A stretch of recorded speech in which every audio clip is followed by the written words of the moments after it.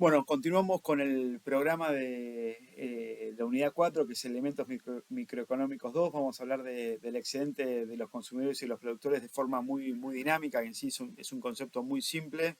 Ya hablamos bastante, casi en dos videos, del tema elasticidad, porque el primero creo que había que darle un poquito más de énfasis, así que hicimos ese tercer video y ahora ya continuamos plenamente con el programa, que creo que son terminologías mucho más simples, muchos conceptos, pero insisto que no tengo duda que los van a interpretar bien y complementando siempre con lectura del libro.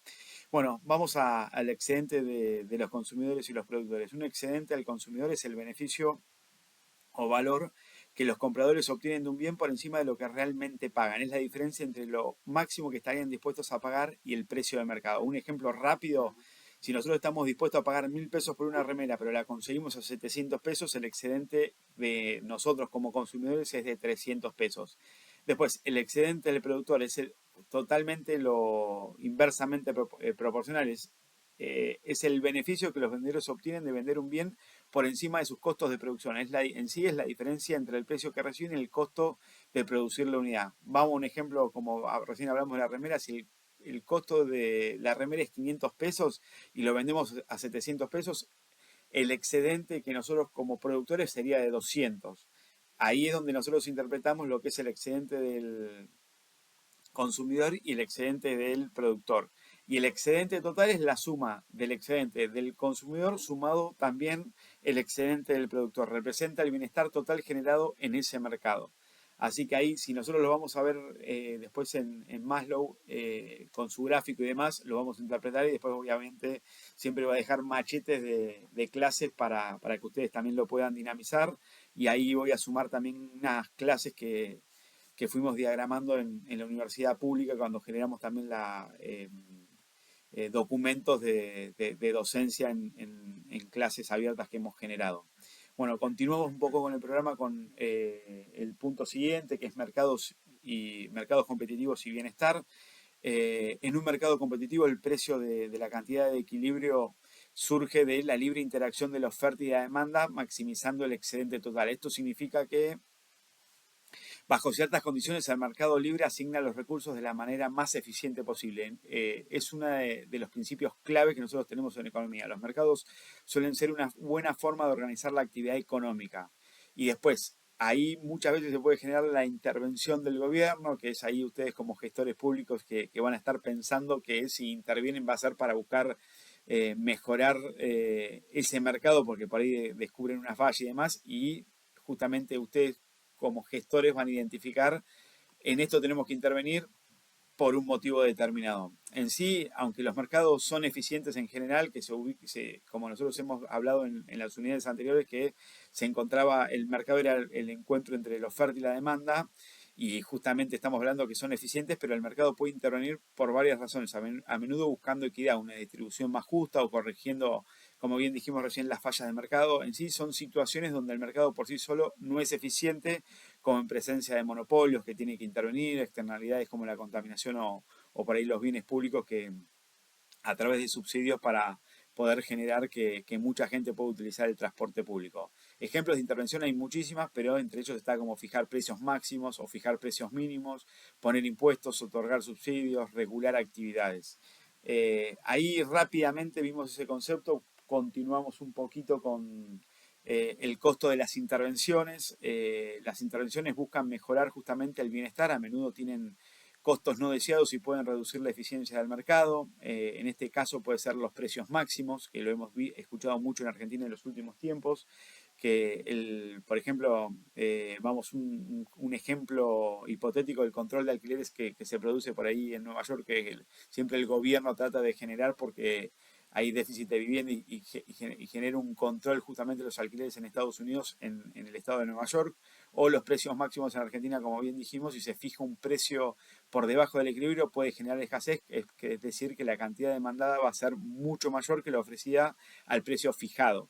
Y si es posible, justamente el mercado negro es donde se termina equilibrando, donde el precio es mayor que al del mercado libre original. Esto reduce el excedente total y genera el equilibrio. Después, si se generan precios mínimos, por ejemplo, el salario mínimo es un precio sostén para que algún producto pueda ser consumido. En este caso, si se fija por encima del equilibrio, puede generar un excedente, cantidad ofrecida mayor que la demandada. En el caso del salario mínimo, ¿qué significa? Tratamos de fijar un salario determinado para que sea el mínimo que se tenga que el empresario tenga que pagar un salario mínimo a sus trabajadores, porque si es menos de eso no le va a servir para un estilo de vida digno, que es lo que se contempla muchas veces con las canastas básicas. En el caso del salario mínimo, como dijimos recién, ¿qué va a ser? El desempleo. Después, cuando se fijan impuestos, el ejemplo de impuestos sobre productos específicos, un impuesto sobre un bien, ya sea el productor o el consumidor, aunque el impacto general se comparte, reduce la cantidad comprada y obviamente incide sobre la cantidad vendida. Esto va a crear una pérdida irrecuperable de eficiencia o pérdida de peso muertos. En sí se pierden algunas transacciones que habrían sido beneficiosas tanto para compradores como vendedores. Y después el otro punto también que se puede tirar como ejemplo es el public management como relevancia. Esto es entender estos costos como cruciales para diseñar políticas públicas. Una buena política debe sopesar los beneficios en sí, sería como, el ejemplo sería como equidad, corregir la falla de mercado que dijimos recién. Eso va a incidir contra los costos en eficiencia y los efectos no esperados que se producen justamente en un mercado. Continuamos un poquito con la temática del programa, que están los costos de producción, beneficios, ingresos y costos totales. ¿Por qué estudiamos costos? Para entender la decisión de la empresa sobre cuánto producir, ya que todo lo que uno va a producir es como después yo lo puedo pasar al mercado y obviamente fijar un precio de venta. Los costos son un determinante fundamental en la oferta de la empresa. Después, los ingresos totales es el dinero que la empresa recibe por la cantidad de su producto. Sería P por Q, como se dice, precio por cantidad. Y los costos totales sería todo lo que la empresa gasta para producir en sí, incluyendo costos explícitos e implícitos. Producir algo siempre implica recurrir en costos. Eso es una regla general que a usted le debe pasar en el todo. Y después están los beneficios, que sí es como se le llama en contabilidad o en economía la utilidad, es la diferencia entre los ingresos totales y los costos totales. Las empresas suelen buscar maximizar este beneficio para justamente cumplir la finalidad de la empresa. Después, cuando hablamos de costos de producción, costos de oportunidad en la producción, este concepto ya lo vimos como uno de los 10 principios de Maslow. Claramente está en el libro que dimos como recomendado. En producción sería el costo de oportunidad, es lo que la empresa renuncia al usar sus recursos de una manera específica. Es el valor de la mejor alternativa a la que se renunció para poder producir X bien.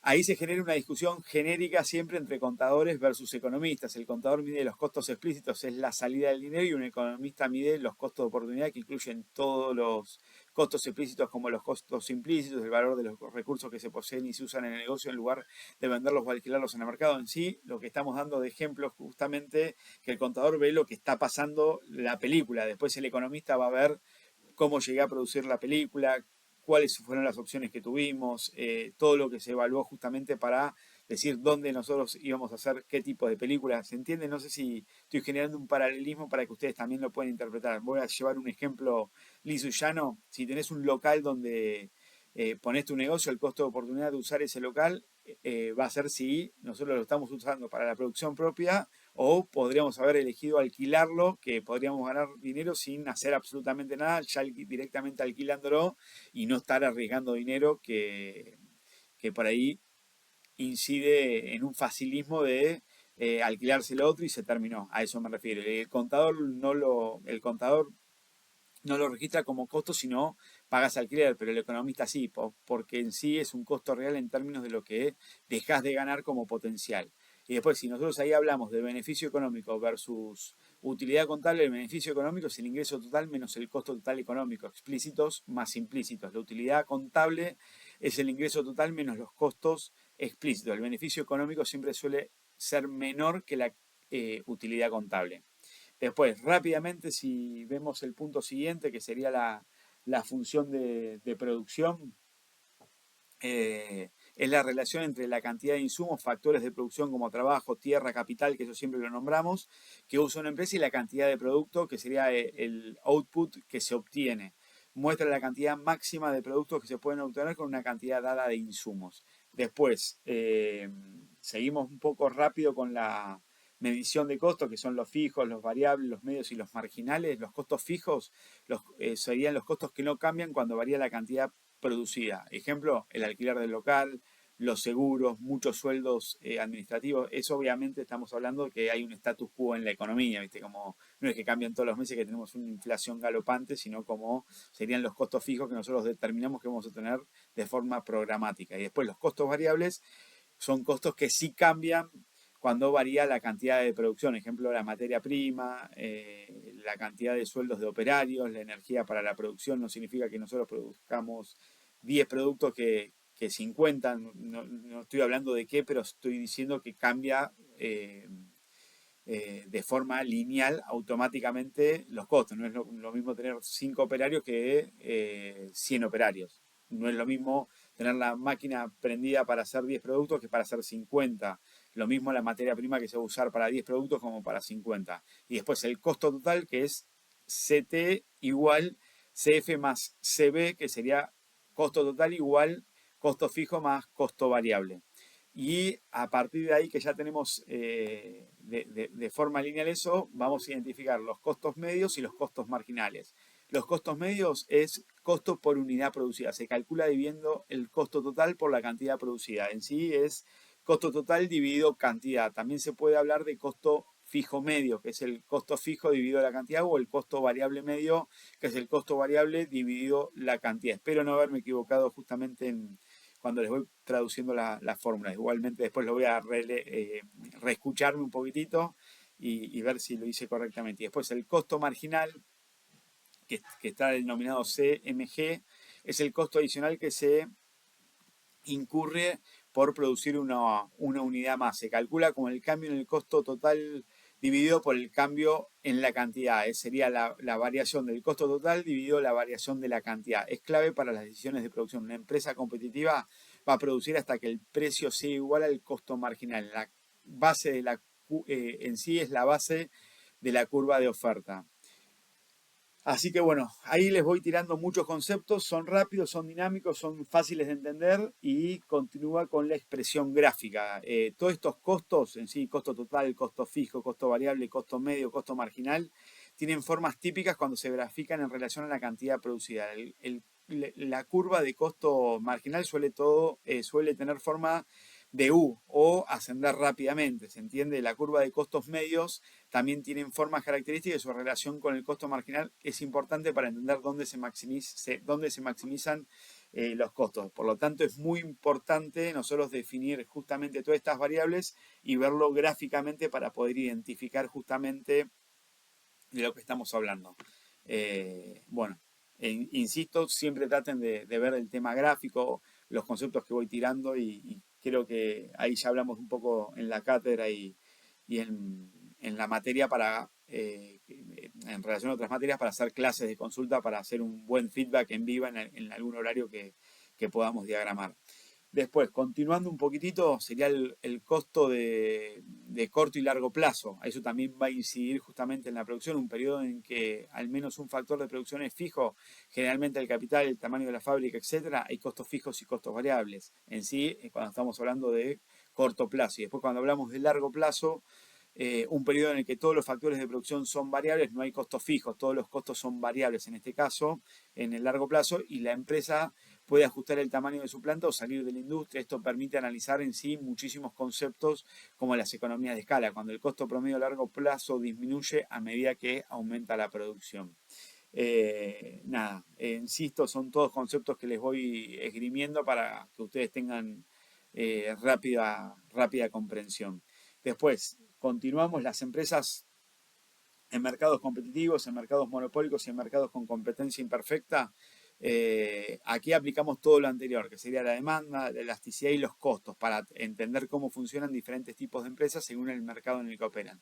Un mercado competitivo, que es el que nosotros hablamos siempre como competencia perfecta, muchas empresas pequeñas venden productos idénticos, entrada y salida libre, que sería como variable. Ninguna empresa individual puede influir en el precio, son precios generalmente que son aceptados por todos porque el que lo aumenta un poquitito automáticamente queda fuera de sistema, como se dice. Y si lo baja, automáticamente le van a comprar todo, pero va a ir medianamente a pérdida. Por eso mismo es como que el precio lo fija la demanda competitiva. Obviamente se puede tener diferentes finalidades o promociones o lo que fuera, pero bueno, en sí es lo que se le dice competencia perfecta. En sí producen hasta que el precio sea igual al costo marginal en este caso. A largo plazo, eh, los beneficios económicos son cero. Ejemplo, productores agrícolas que venden un mismo cultivo. Independientemente de quién lo esté produciendo, lo que sea, los costos medianamente van a ser similares. Puede ser que marginalmente pueda ser mayor o menor dependiendo la escala del empresario, pero eh, van a vender un mismo cultivo que todos van a tener el mismo precio. Y después un monopolio, que es lo que hablamos recién, es una única empresa que domina el mercado, vende un producto único sin sustitutos cercanos y existen barreras significativas para que otros puedan entrar. En sí, la empresa es precio decisora, tiene poder de mercado de poder imponer de alguna forma el precio porque es el único que lo ofrece. Produce menos y a un precio más alto que en competencia perfecta. Un ejemplo de esto puede ser una empresa de servicios públicos como agua o gas en una localidad y suelen estar reguladas. ¿Eso qué significa?